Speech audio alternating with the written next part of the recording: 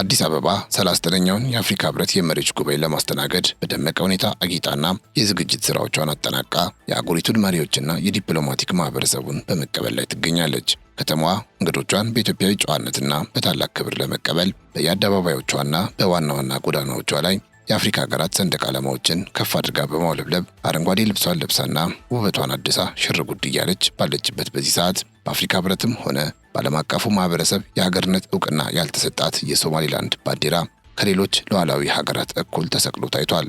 ይህንኑ ያዩ የሶማሊያ ፖለቲከኞች ታዲያ ተቃውሟቸውን በስፋት እያሰሙ ይገኛል።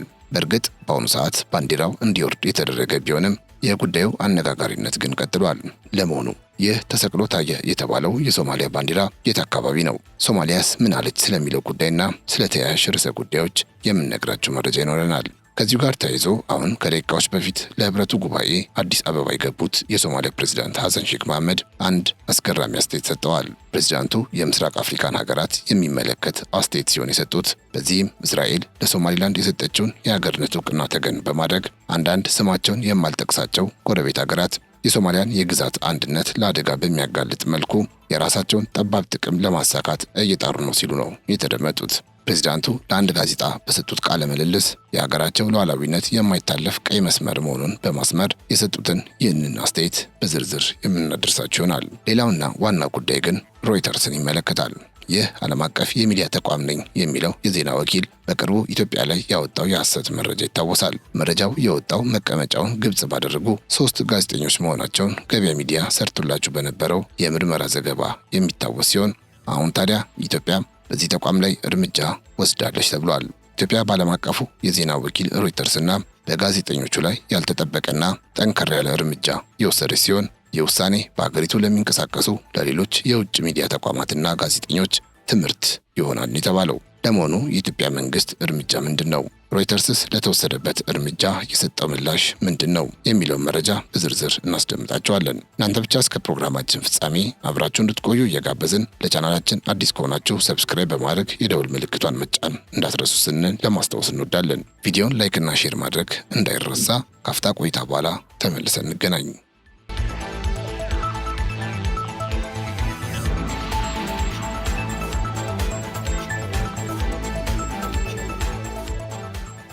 በአዲስ አበባ የሚካሄደውን 39ኛውን የአፍሪካ ህብረት የመሪዎች ጉባኤ ለመታደም የተለያዩ ሀገራት ልዑካን ወደ ዋና ከተማ እየገቡ ባሉበት በዚህ ሰዓት በከተማ እምብርት የሚገኘው የአዲስ አበባ ሙዚየም አጥር ላይ የሶማሊላንድ ባንዲራ ተሰቅሎ ታይቷል። ይህም ትልቅ ዲፕሎማሲያዊ መነጋገሪያ ሆኗል። ለክብረ በዓሉ ድምቀት ይሆን ዘንድ የየሀገራቱ ሰንደቅ ዓላማዎች በተሰቀሉበት በዚያው ረድፍ ላይ ይህ በዓለም አቀፍ ደረጃ ሙሉ እውቅና ያላገኘው የክልል አርማ መታየቱ በስፍራው በነበሩ ታዛቢዎችና በማህበራዊ ሚዲያ ተጠቃሚዎች በኩል መረጋገጡን ዘሆርን ፍሪኩዌንስ ዘግቧል። ክስተቱን የሚያሳዩ ምስሎችና ተንቀሳቃሽ ምስሎች በድረገጾች ላይ መሰራጨታቸውን ተከትሎ በተለይም የሞቃዲሾን መንግስት በሚደግፉ አክቲቪስቶችና የፖለቲካ ተዋናያን ዘንድ ከፍተኛ ተቃውሞ ቀስቅሷል። ይህ ድርጊት የሶማሊያን የግዛት አንድነት የሚጋፋና ለዲፕሎማሲያዊ ስነ ስርዓት የማይመጥን ነው በሚል ጠንካራ ትችቶች የተሰነዘሩ ሲሆን ጉዳዩ በጉባኤው ዋዜማ ላይ በኢትዮጵያና በጎረቤት ሀገር ሶማሊያ መካከል ያለውን ግንኙነት እንዳያሳሳው ተሰግቷል።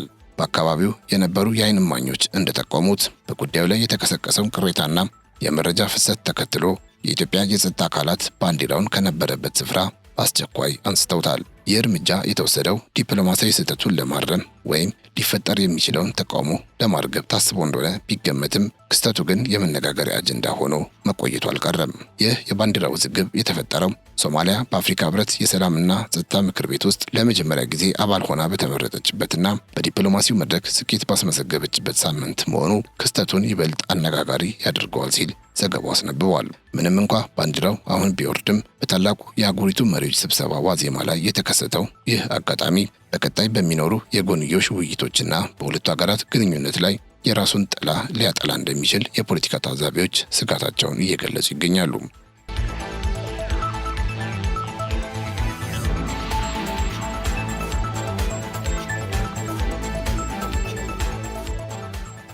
ከዚሁ ጋር ተያይዞ የሶማሊያ ፕሬዝዳንት ሐሰን ሼክ መሐመድ በ39ኛው የአፍሪካ ህብረት የመሪዎች ጉባኤ ላይ ለመሳተፍ ዛሬ አሁን ከደቂቃዎች በፊት አዲስ አበባ ገብተዋል። ፕሬዝዳንቱ ቦሌ ዓለም አቀፍ አውሮፕላን ማረፊያ ሲደርሱም የገቢዎች ሚኒስትር አይናለም ንጉሴ አቀባበል አድርገውላቸዋል። ነገር ግን ፕሬዝዳንቱ አዲስ አበባ ከመግባታቸው በፊት ለአንድ ጋዜጣ የሰጡት ቃለ ምልልስ አነጋጋሪ ሆኗል። የሶማሊያ ፕሬዝዳንት ሐሰን ሼክ መሐመድ ከእስራኤልና ከሶማሊላንድ ጋር የተያያዘውን ዲፕሎማሲያዊ ክስተት አስመልክቶ ለአሽራቅ አልአውሳጥ ጋዜጣ በሰጡት ቃለ ምልልስ ጠንከር ያለ ክስ ሰንዝረዋል። ፕሬዝዳንቱ ስማቸውን በግልጽ ያልጠቀሷቸው የተወሰኑ የጎረቤት ሀገራት እስራኤል ለሶማሊላንድ የሰጠችውን የሀገርነት እውቅና ከጀርባ ሆነው እንደሚደግፉ በይፋ ተናግረዋል። ይህ የእስራኤል ውሳኔ በቀጠናው ላይ የፈጠረውን የፖለቲካ መነቃቃት ተከትሎ አንዳንድ መንግስታት ሁኔታውን ለራሳቸው ስልታዊ ጥቅም ለማዋል እያሰፈሰፉ ነው ሲሉ ነው የገለጹት። ፕሬዝዳንት ሐሰን ሼክ በክሳቸው ላይ አጽንኦት የሰጡት አገራቱ የግል ጥቅማቸውን ለማስከበር ሲሉ የሶማሊያን ሉዓላዊነትና የቀጠናውን ዘላቂ ሰላም አደጋ ላይ እየጣሉ መሆናቸውን ነው። መሪው የአገራቱን ስም ከመጥቀስ ቢቆጠቡ ድርጊቱ ግን ጠባብና የአጭር ጊዜ ፍላጎቶችን ለማርካት የታለመ እንደሆነ በመግለጽ በዲፕሎማሲያዊ ቋንቋ ወቀሳቸውን አቅርበዋል። እንዲህ ያለው አካሄድ በጎረቤት ሀገራት መካከል ሊኖር የሚገባውን የመከባበር መንፈስ የሚሸረሽርና በቀጠናው አዲስ የፖለቲካ ቀውስ ሊወልድ የሚችል መሆኑንም በንግግራቸው አመልክተዋል። እንደሚታወቀው እስራኤል ባለፈው ታህሳስ ወር ለሶማሊላንድ የሰጠችውን እውቅና ተከትሎ ሶማሊያ በዓለም አቀፍ መድረክ በርካታ ሀገራትና ተቋማት የሶማሊያን አንድነት በመደገፍ ተቃውሟቸውን እንዲያሰሙ ስታደርግ ቆይታለች። ሆኖም የሶማሊያ ቅርብ ጎረቤት የሆኑት ኢትዮጵያና ኬንያ እስካሁን ባለው ሂደት ድርጊቱን በይፋ ከመቃወምም ሆነ ከመደገፍ ተቆጥበው በዝምታ መቆየታቸው ጉዳዩን አጠራጣሪ አድርጎታል። ይህ ዝምታ በሞቃዲሾ ባለስልጣናት ዘንድ እንደ ስጋት የታየ ሲሆን ፕሬዝዳንቱ አገራቱ ጉዳዩን ለራሳቸው ውስን ጥቅም ሲሉ ሊጠቀሙበት ይችላሉ የሚለው ንግግር ምናልባትም ለሁለቱ ሀገራት ሊሆን ይችላል ተብሎ ተገምቷል። ከዚህ ባሻገር የሶማሊያ መንግስት የሀገሪቱን የግዛት አንድነትና ሉዓላዊነት እንደ ቀይ መስመር በመቁጠር ማንኛውንም አይነት የመገንጠል ሙከራ ወይም የውጭ ጣልቃ ገብነትን በጽኑ እንደሚታገሉ ፕሬዝዳንቱ አረጋግጠዋል። ሐሰን ሼክ መሐመድ መንግስታቸው የሶማሊያን ክብርና ድንበር ለማስከበር የተለያዩ ዲፕሎማሲያዊና ፖለቲካዊ ስልቶችን በስፋት እየተከበረ መሆኑንም ለጋዜጣው ገልጸዋል። ሶማሊላንድ ላለፉት 3 አስርት ዓመታት የራሷን መንግስታዊ መዋቅር ዘርግታ ብትቆይም ከቅርብ ጊዜዋ እስራኤል ውጪ ግን ከማንም ሀገር ህጋዊ እውቅና እስካሁን አላገኘችም። አሁን የተገኘውን እውቅና የቀጠናውን የኃይል ሚዛን ሊቀይር ይችላል በሚል ስጋት የገባቸው ፕሬዝዳንት ሐሰን ሼክ ዓለም አቀፉ ማህበረሰብ ለሶማሊያ አንድነት ቅድሚያ እንዲሰጥ ጥሪ አቅርበዋል። ዘገባው እንደሚያሳየው ከሆነ ይህ አዲስ ዲፕሎማሲያዊ ፍጥጫ በጎረቤት ሀገራት መካከል ያለውን ግንኙነት ይበልጥ ውስብስብና ውጥረት የተሞላበት ሊያደርገው እንደሚችል ይገመታል።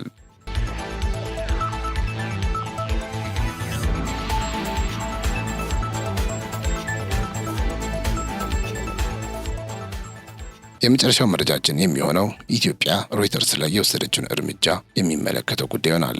ኢትዮጵያ የሮይተርስ የዜና ወኪል ጋዜጠኞችን በአገሪቱ የመስራት መብት እንደነጠቀች የፈረንሳይ ዜና አገልግሎት ዘግቧል። በመጪው ቅዳሜና እሁድ በአዲስ አበባ የሚካሄደውን 39ኛው የአፍሪካ ህብረት የመሪዎች ጉባኤ ላይ ለመሳተፍ ለሮይተርስ የተሰጠው ፍቃድ እንደተሰረዘ የዜና ወኪሉ ቃል አቀባይ በኢሜይል እንደገለጹ ዘገባው ይጠቁማል። ከዚህ በተጨማሪ መቀመጫቸውን በአዲስ አበባ ያደረጉ 3 የሮይተርስ ጋዜጠኞች በኢትዮጵያ የመዘገብ ፍቃድ እንዳይታደስ የሚል ውሳኔ ተላልፎባቸዋል። እንደሚታወቀው ሮይተርስ ከጥቂት ቀናት በፊት ለሱዳን ፈጥኖ ደራሽ ኃይሎች ታጣቂዎች በኢትዮጵያ ቤንሻንጉል ጉሙዝ ክልል ማሰልጠኛ መከፈቱን የሚዘግብ ሰፊ ሪፖርት አቅርቦ ነበር። ነገር ግን ሪፖርቱ ከጀርባው የግብፅ እጅ እንዳለበትና የሐሰት ፕሮፓጋንዳ እንደሆነ ተረጋግጧል። ታዲያ እርምጃውን ተከትሎ ሮይተርስ በሰጠው ምላሽ ጉዳዩን እየገመገመ እንደሚገኝ አስታውቋል። ነገር ግን አሁንም ቢሆን ነፃ ገለልተኛና አስተማማኝ በሆነ መንገድ ስለ ኢትዮጵያ ዘገባዎችን መስራቴን እቀጥላለሁ ነው ያለው። በኢትዮጵያ ፍቃዳቸው እንዳይታደስ የተደረጉ ሁሉም ጋዜጠኞች ኢትዮጵያውያን መሆናቸውንም ጨምሮ አስታውቋል። ነገር ግን እዚህ ጋር አንድ ልብ ማለት ያለብን ጉዳይ አለ። ማንኛውም ዓለም አቀፍ የዜና ተቋም በአንድ ሀገር ውስጥ ተቀምጦ ሲሰራ የሀገሪቱን ሰላምና ደህንነት የማክበር ግዴታ አለበት። ሮይተርስ ከጥቂት ቀናት በፊት በኢትዮጵያ ውስጥ የሱዳን ታጣቂዎች ይሰለጥናሉ በማለት ያሰራጨው ዘገባ ሀገሪቱን ከጎረቤት ሀገራት ጋር ለማጋጨትና በዓለም አቀፍ መድረክ ያላትን ገጽታ ለማበላሸት የታለመ ነበር። በመሆኑም እንዲህ አይነት መሰረተ ቢስና የፈጠራ ወሬዎችን እንደ እውነት አቅርቦ የሀገርን ገጽታ የሚያጠለሽ ሚዲያ ላይ መንግስት የስራ ፍቃድ የመከልከል እርምጃ መውሰዱ ተገቢ የሆነ የሚበረታታ ውሳኔ ነው ተብሏል። የአፍሪካ ህብረት የመሪዎች ጉባኤ በአዲስ አበባ በሚካሄድበት ዋዜማ እንዲህ ያለ እርምጃ መወሰዱ ኢትዮጵያ በውስጥ ጉዳዩ ላይ ጣልቃ ለሚገቡና የተሳሳተ መረጃ ለሚያሰራጩ አካላት ግልጽ መልእክት ያስተላለፈችበት ነው። ነፃ ጋዜጠኝነት ማለት የሀገርን ደህንነት አደጋ ላይ መጣል ወይም የሐሰት ፕሮፓጋንዳ መንዛት ማለት አይደለም። በተለይም የሀገር በቀል ጋዜጠኞችን በመጠቀም የሀገርን ምስል የሚጎዳ ስራ መስራት በሙያ ስነ ምግባርም ሆነ አገር ፍቅር ስሜት ተቀባይነት ስለሌለው የፍቃድ እድሳቱ መከልከሉ የሚዲያ ተቋማት ኃላፊነት እንዲሰማቸው የሚያደርግ እንደሚሆን ጥርጥር የለውም። በመጨረሻም የውጭ ሚዲያዎች ለራሳቸው የፖለቲካ አጀንዳ ሲሉ የኢትዮጵያን ስም መሳሪያ ሊያደርጉት እንደማይገባ መገንዘብ ያስፈልጋል። እንደ ሮይተርስ ያሉ ግዙፍ ተቋማት ገለልተኛ ነን ቢሉም በተደጋጋሚ የሚሰሯቸው ዘገባዎች ግን የአንድን ወገን ጥቅም የሚያስከብሩና የኢትዮጵያን ብሔራዊ ጥቅምና ክብር የሚነኩ ናቸው። በመሆኑም የሀገርን ገጽታ የሚገነቡ እውነተኛ መረጃዎችን ከማቅረብ ይልቅ አሉታዊ ምስልን ለዓለም የሚያስተላልፉ ሚዲያዎችን መገደብ ሀገርን ከዲፕሎማሲያዊ ጫናና ከውስጥ አለመረጋጋት ለመጠበቅ የሚወሰድ ወሳኝ እርምጃ ተደርጎ ሊወሰድ ይችላል። እናንተስ ኢትዮጵያ የወሰደችው ይህ እርምጃም ተገቢና ልክ ነው ብላችሁ ታስባላችሁ? ሀሳብ አስተያየታችሁን በኮሜንት መስጫው ላይ አስፍሩልን።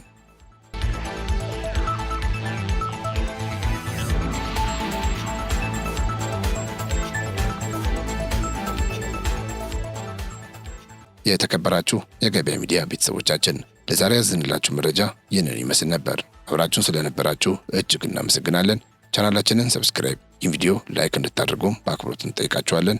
በያላችሁበት ሰላም